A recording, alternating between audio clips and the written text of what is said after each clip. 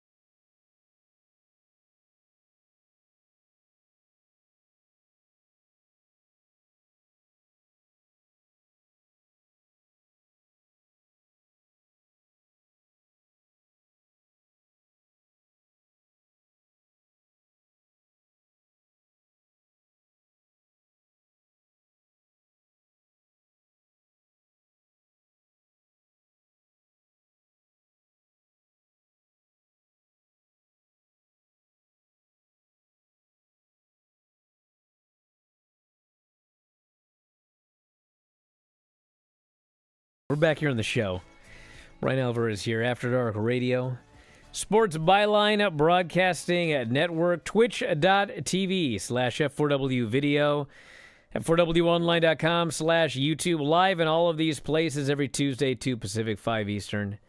And I'm laughing because, during the break, I see, what's everyone talking about in the chat? And people are talking about Bigfoot. When's Bigfoot going to be on the show? This person says, come on. What are you talking about here? I'm trying to be serious here on After Dark Radio.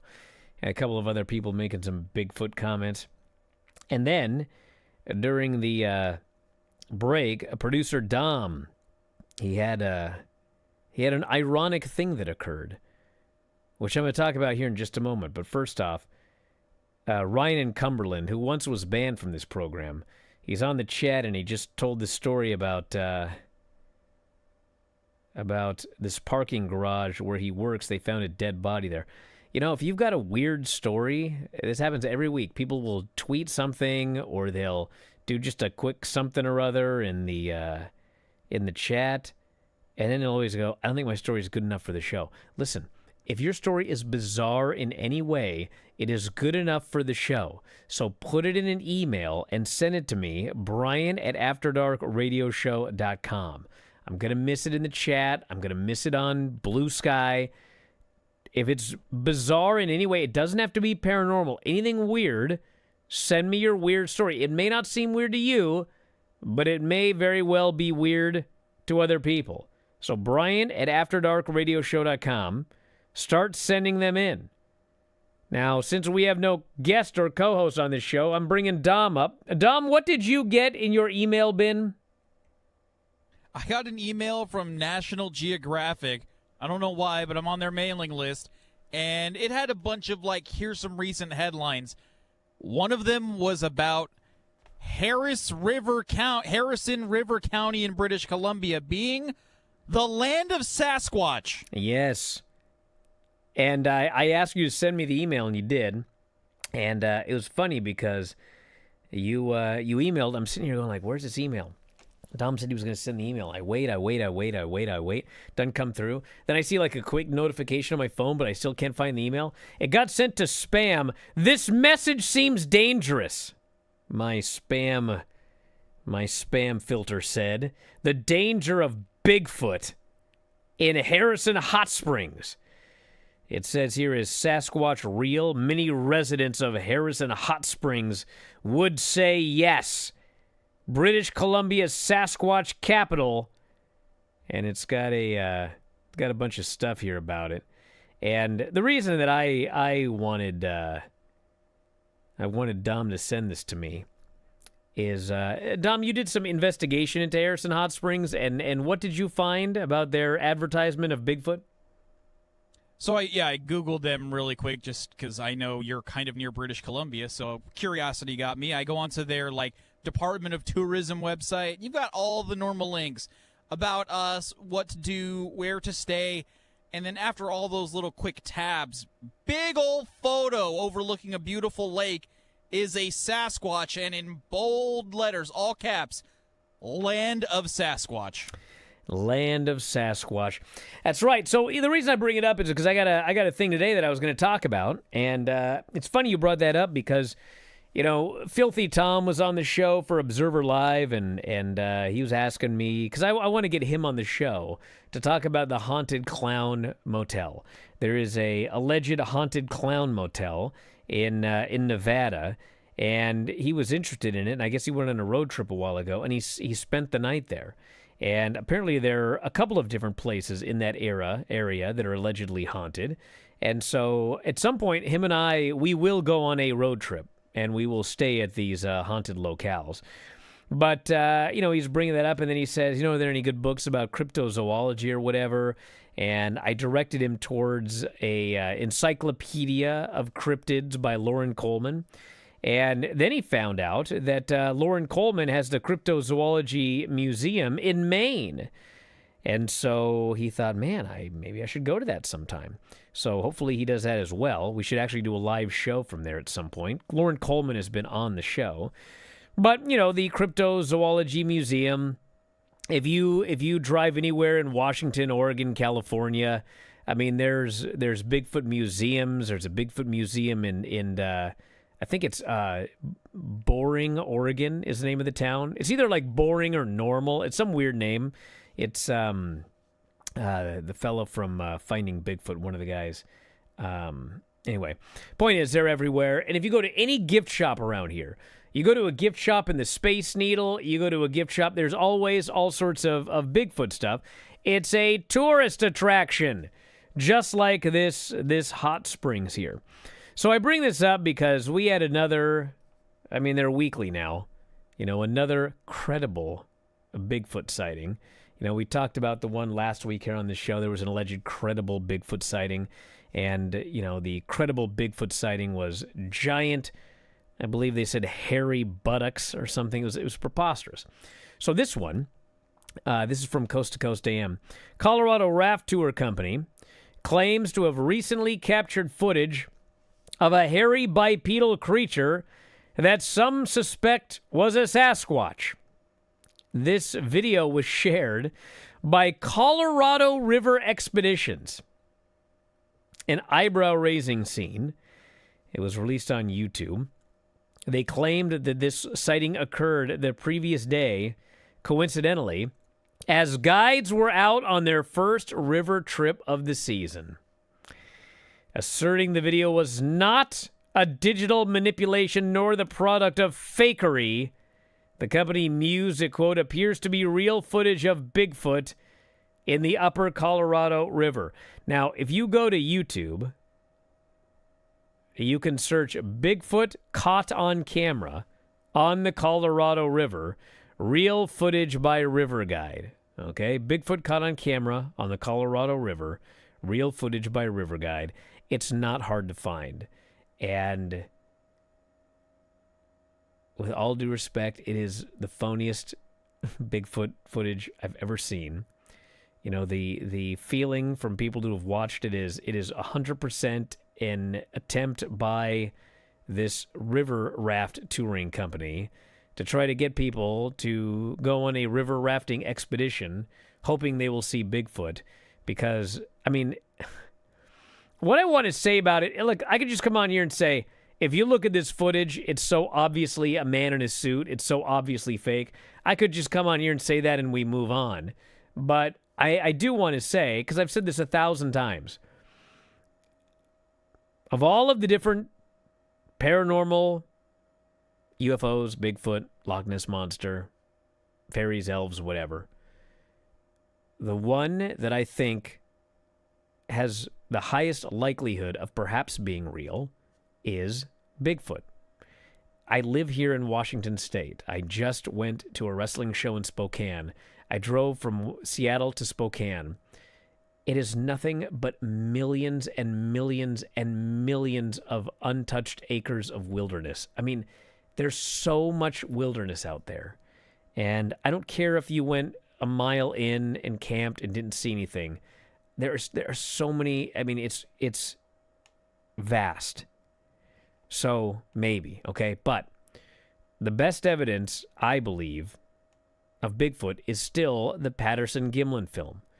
The famous film from the late 60s of the Bigfoot walking across the riverbank or whatever.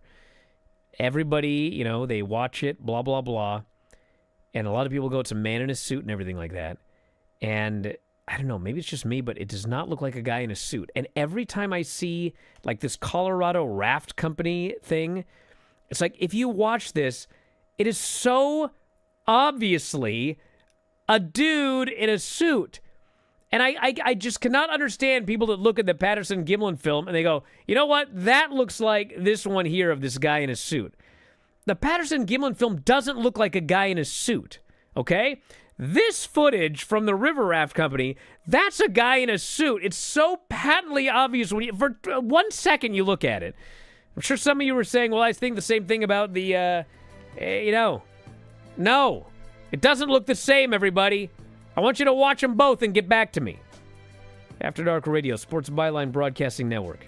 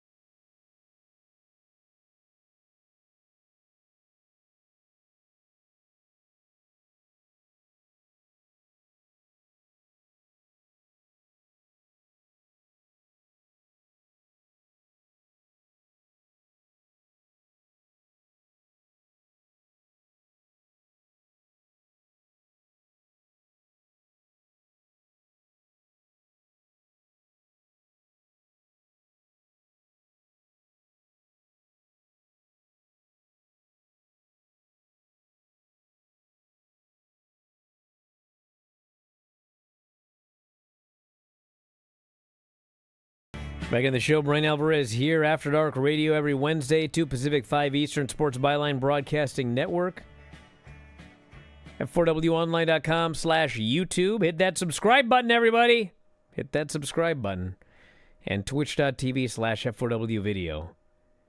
And I got one more Bigfoot-related thing to talk about, then we'll move on to some other things. You can send your emails, Bryan at AfterDarkRadioshow.com. But I've been to a few Bigfoot conventions. You know, they have the speakers there and everything. I've been to some museums. Willow Creek Bigfoot Museum, I went there last year. That place was pretty cool. I've not gone to the Oregon one yet, but soon. Cliff Barackman, that's who owns that museum. From Cliff from Finding Bigfoot. And I bring that up because I was a big fan of Finding Bigfoot. I loved that show. That show was like, for those of you that watch wrestling, it was like NXT for me. I loved it, even though it drove me nuts sometimes. Because the thing with Finding Bigfoot was, every show was exactly the same. They never found Bigfoot. But there were 4 interesting personalities, okay? There was Matt Moneymaker. Legit, his last name is Moneymaker. He's here looking for Bigfoot and selling expeditions to people.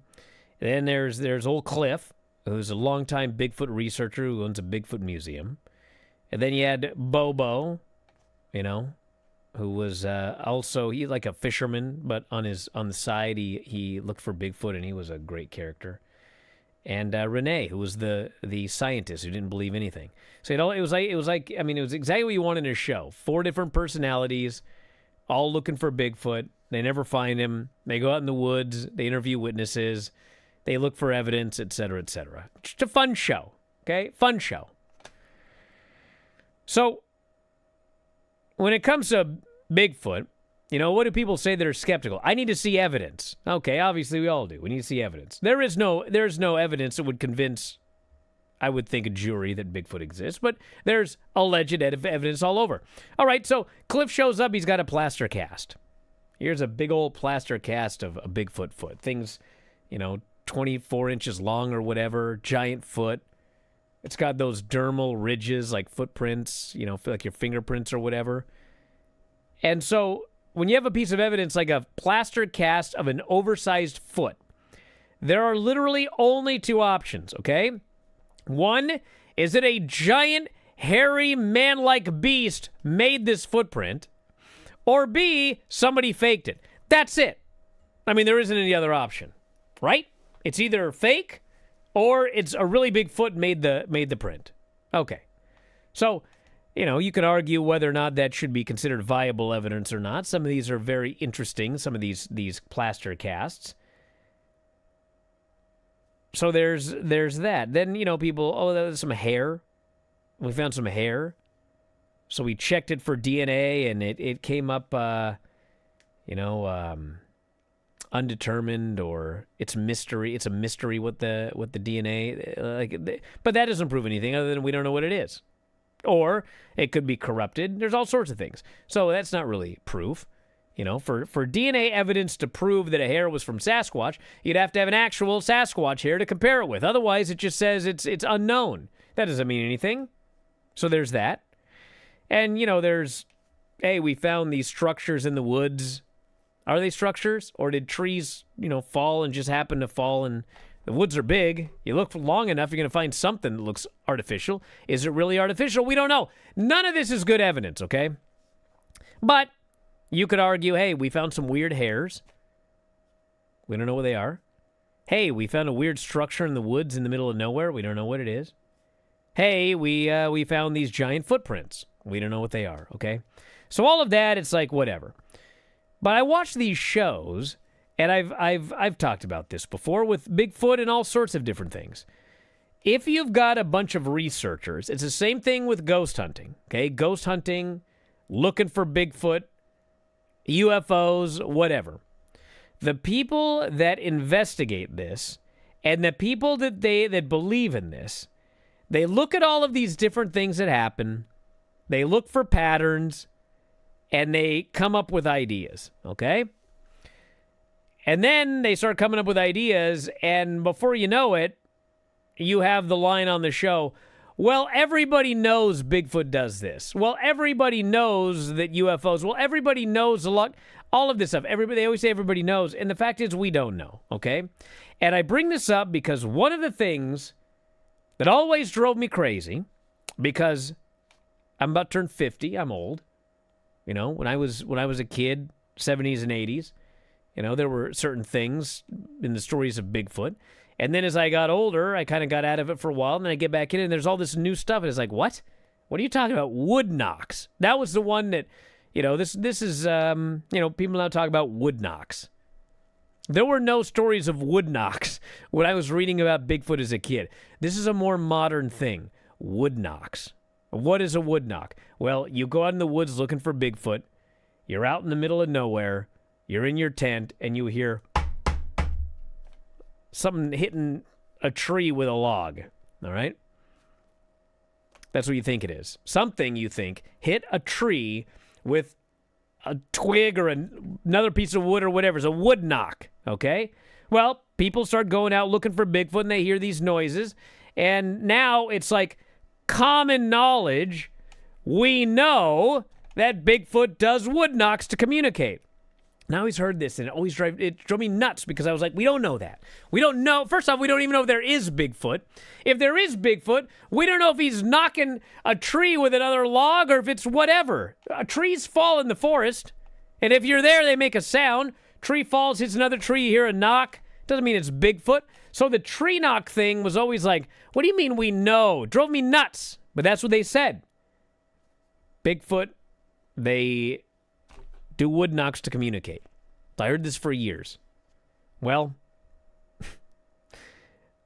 I was online today, and I saw this article. I don't know if I would say it infuriated me, but I could not even believe what I was reading here. 5-year study suggests chimpanzees. This is not in some After Dark paranormal. This is an actual phys.org. It's a real thing. 5-year study suggests chimpanzees strike stones against trees as a form of communication. What? I'll read this here. By Gabby Clark. A recent study by behavioral biologists from Wageningen University and Research and the German Primate Research Center has uncovered a remarkable phenomenon among wild chimpanzees in West Africa. The use of stones to produce sound, presumably as a form of communication. Over the course of a 5-year field study, the research team collected video footage at 5 distinct locations within a nature reserve in Guinea. This was made possible through the use of camera traps and with essential support from local field guides. In specific areas, a striking behavioral pattern was observed, so to speak. Adult male chimps repeatedly struck stones against tree trunks, resulting in characteristic piles of stones at the base of the tree. Lead author Sam Van Loon refers to the behavior as, quote, stone-assisted drumming. It appears to be related to the classic drumming with hands or feet on hollow buttress roots, which chimpanzees use to convey information over long distances or to display dominance. There are clear differences. Prior to throwing stones, the animals are more likely to emit loud pant hoots, followed by silence, an opposite pattern to traditional drumming, where silence typically precedes the noise. So essentially what that means is before they resort to hitting the tree with a stick, they make these loud hoots and such, which in fact is exactly what people say that Bigfoot does. Van Loon suspects a different motivation. Maybe these loud, low-frequency sounds are meant to carry further than typical within-group communication. Acoustic properties of striking a tree make that feasible in densely forested areas. I was actually furious reading this because I was like, oh my God. So essentially, what a 5-year field study of chimpanzees in Africa determined is that chimps, primates, essentially do exactly what Bigfoot researchers have been claiming that Bigfoot has been doing for like the last 20 years. They will do vocalizations, and they will also do these wood knocks on trees. So I read that and I was like, oh my God, what next? So anyway, again, this isn't proof of anything, but it is fascinating that, we've talked before, there's two camps of Bigfoot researchers. There's the camp that thinks it's a paranormal entity, and there's the other camp that thinks it's an animal. It's an undiscovered, intelligent animal that has found a way to not be found in these giant, vast forests of the Pacific Northwest.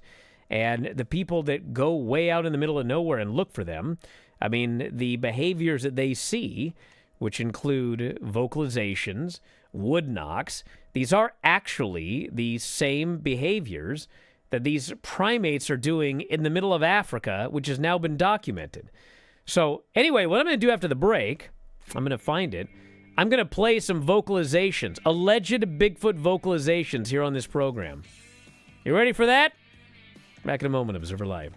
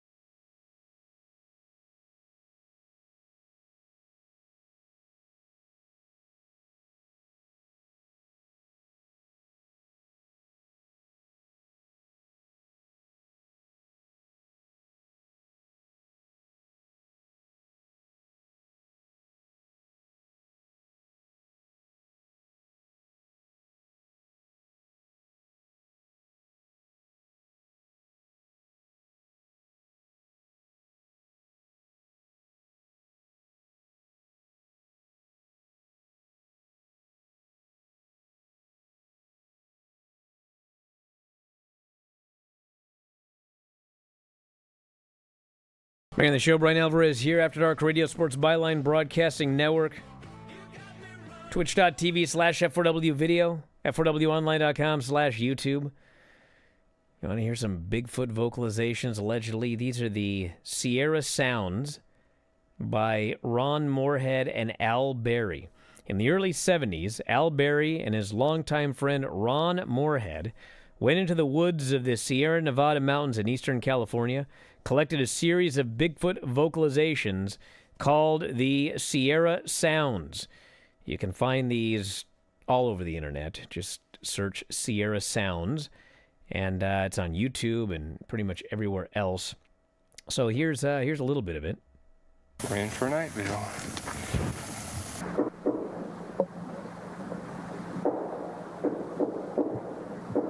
Wood knocks.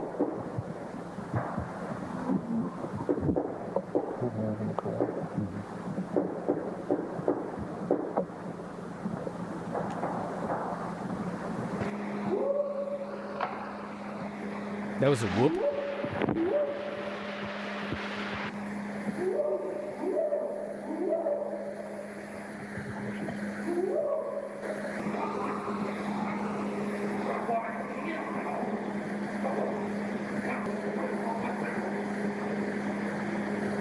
What are you trying to talk to this?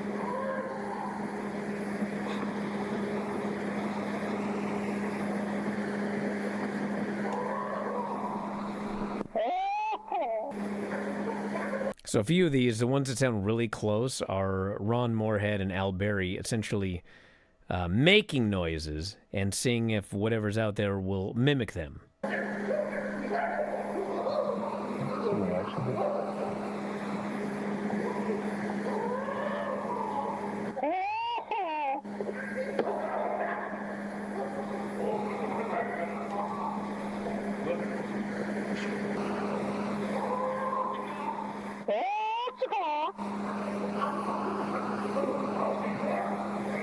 There's also some vocalizations that sound like voices, actually. This person here in the YouTube channel says that there's some vocalizations. He's a Chinese Mandarin speaker, and some of these vocalizations, in fact, sound like Chinese.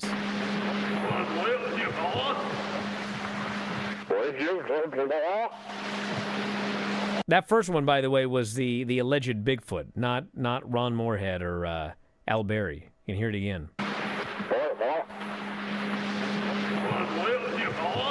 That one.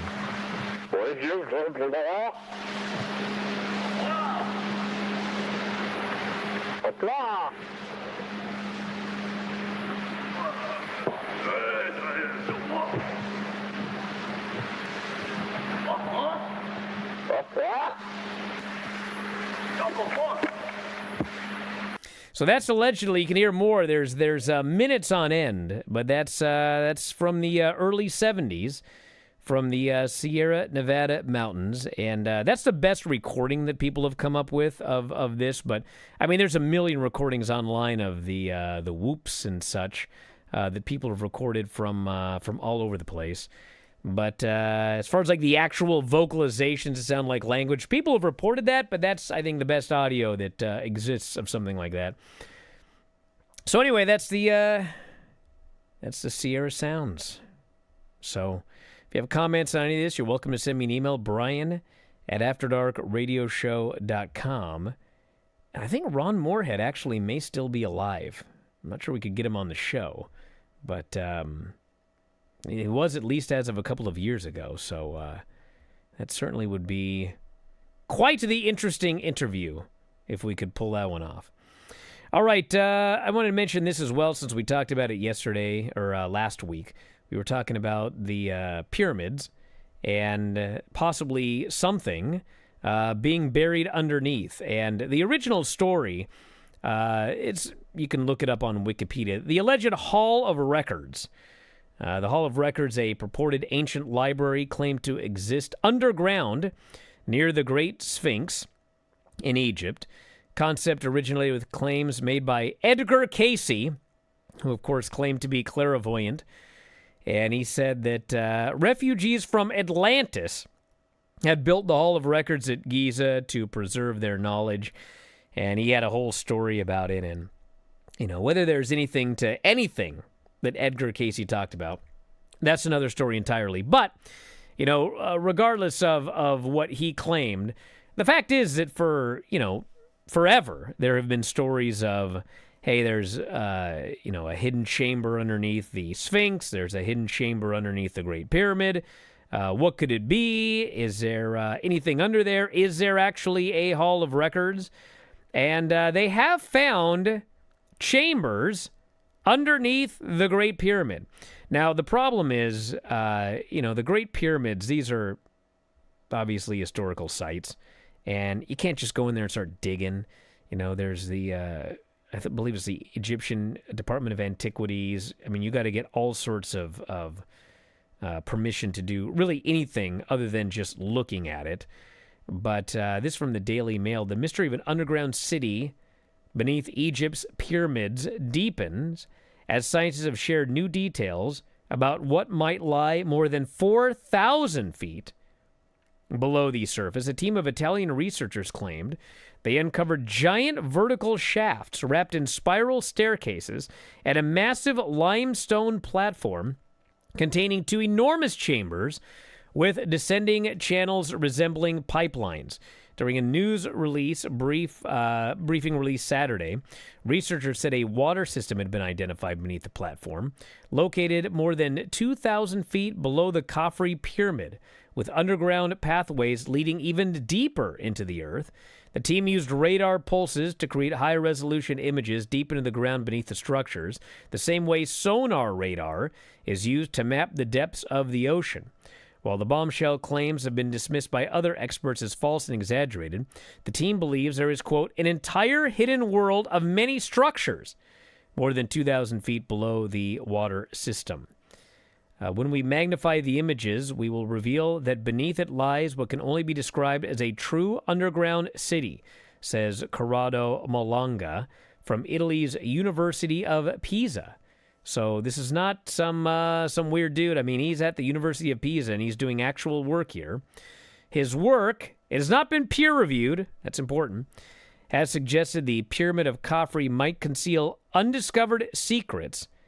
And, of course, there's always been the rumors of the alleged Hall of Records. And, there was the famous Library of Alexandria, which supposedly had all of these texts from all over the world, all of these, and it burned. And that stuff is gone forever. And I often think about, man, what was in the Library of Alexandria that was completely destroyed?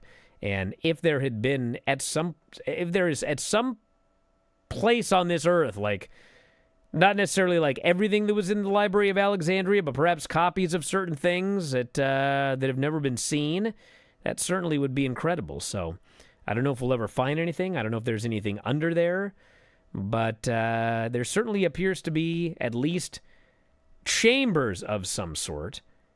And, some people believe these chambers, housed something.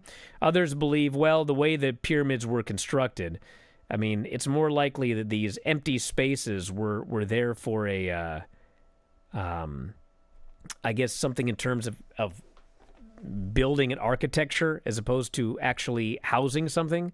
So, obviously, a lot more work needs to be done, but it is interesting that there are corridors and chambers underneath the pyramid. There's another article I had here, which kind of explains one of the alternate theories. They don't believe it's a burial chamber because there's no entrance to it. So Reg Clark, who's an Egyptologist in Wales and is not connected to any of these studies, he says, the chamber might have been purely logistical. Many of these structural innovations in the pyramids were developed for pragmatic reasons by the Egyptian tomb builders, meaning, they weren't there for any particular, hiding anything or whatever. It's just, they were there either for structural reasons or otherwise. So perhaps someday we'll find out, but that's the update on Egypt and what could be underneath the pyramids and or the Sphinx. All right, let's do some of the emails here.